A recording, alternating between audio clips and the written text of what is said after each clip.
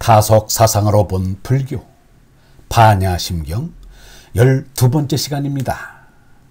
오늘은 팔만대장경의 요체, 팔만대장경의 요체라는 제목으로 말씀드리겠습니다. 어려운 경전을 읽고 풀이하는 것을 마니차 돌리기와 타르초 날기로 대신하려는 그 노력에는 동정이 가기도 합니다. 아무리 독경설법이 힘들다고 그렇게 얄팍한 꾀로 대신한다는 것은 스스로를 속이는 일일 뿐입니다. 그들은 너무 쉽게 믿는 것이 죄송스러웠던지 오체투지라는 고행을 일부러 하는지 모르겠습니다. 그 수고를 독경명상에 바친다면 성불할 수 있을지 누가 알겠는가?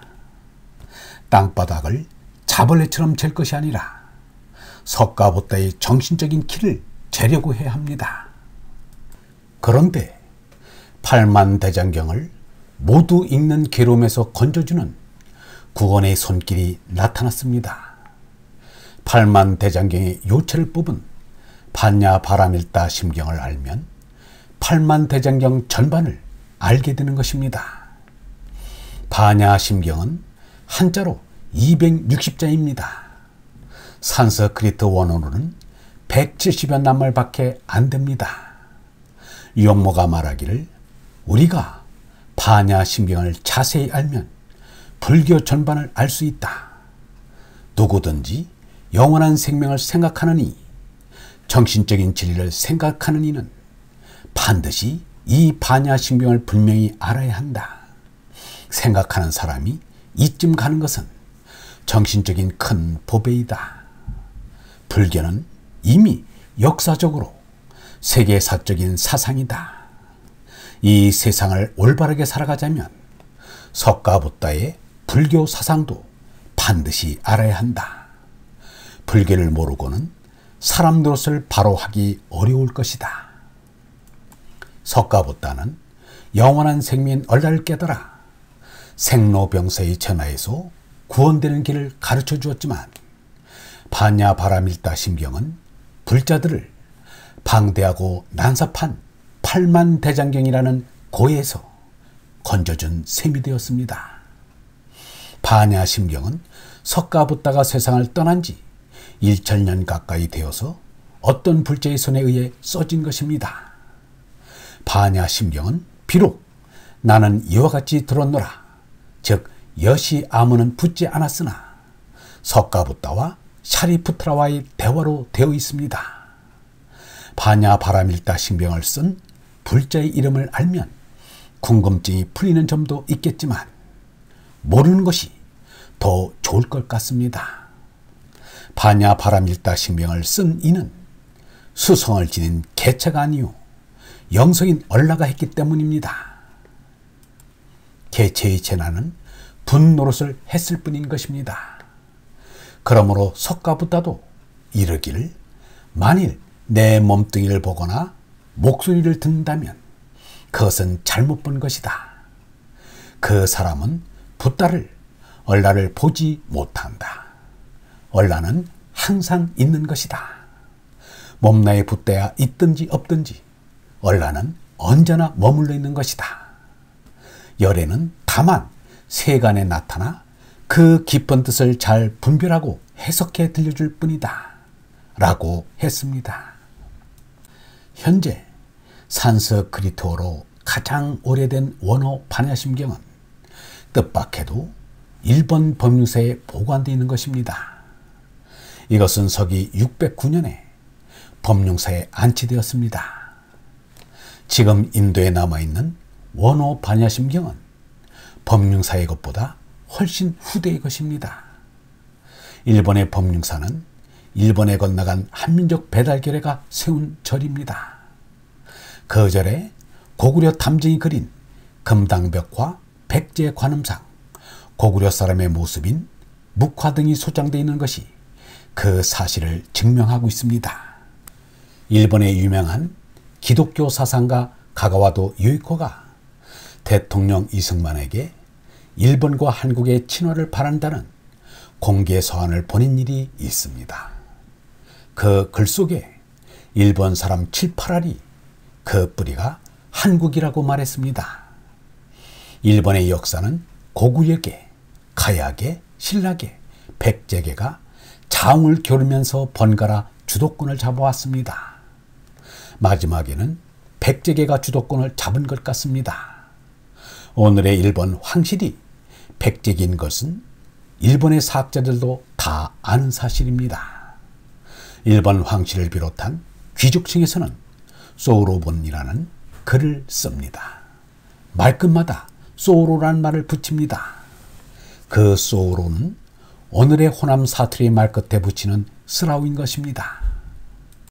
일본 사람들이 아누따라 산막 산불이라는 산스크리트어를 외우기가 어려우니까 아노고다라 노샨마구 하면서 외웠다고 합니다.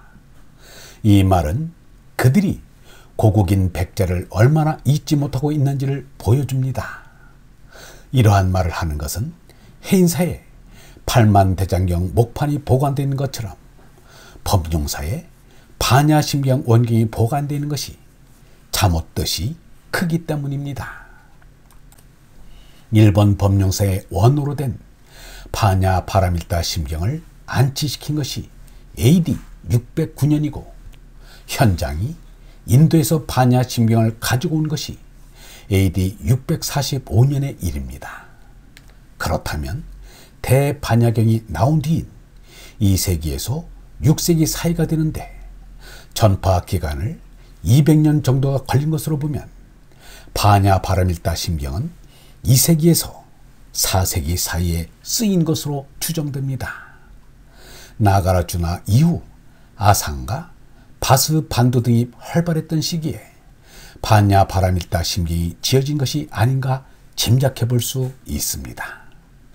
대승불교 운동이 활발하게 진행되는 동안에 공자의 말대로 문질빈빈의 군자들이 많이 나타난 것만은 부인할 수 없습니다.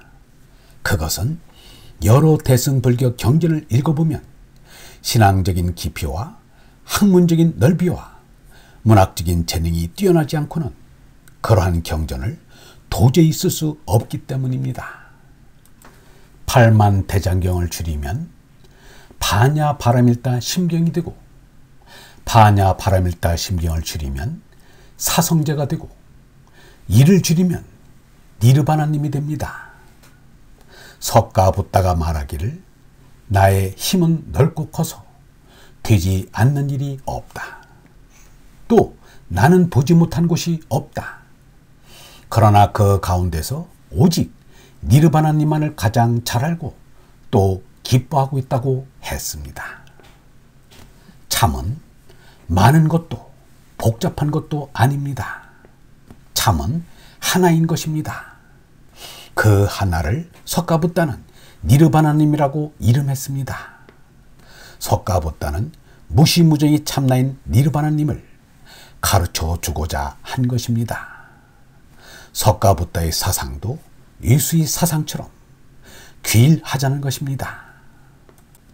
그런데 아쉽다 못해 통탄스럽게도 뒷사람들이 니르바나님을 잊어버렸습니다. 반야 바라밀다 심경에 니르바나님이라는 낱말이 없었다면 반야 바라밀다 심경은 뿔없는 사심에 지나지 않습니다. 그런데 오늘날의 많은 불교도들은 니르바나님에 대한 인식도 관심도 없습니다. 니르바나님을 겨우 사망이나 법열 정도로 알고 있습니다. 석가붓다의 가르침은 니르바나님의 불교라고 할 수 있을 것입니다. 그런데 니르바나님을 잊어버리고서 어떻게 석가붓다의 가르침을 쫓는다고 할 수 있겠는가? 프라자나는 지혜인데 이것은 다르마의 변형이고 바라미타는 니르바나님께로 건너간다는 뜻입니다. 얼라로 니르바나님께로 돌아간다는 것이 프라자나 바라미타의 뜻입니다. 벽암록 90척에 반야에 대한 문답이 있습니다. 어떤 스님이 지문사에 머물고 있는 광조 선사에게 반야의 실체에 대해서 물었습니다.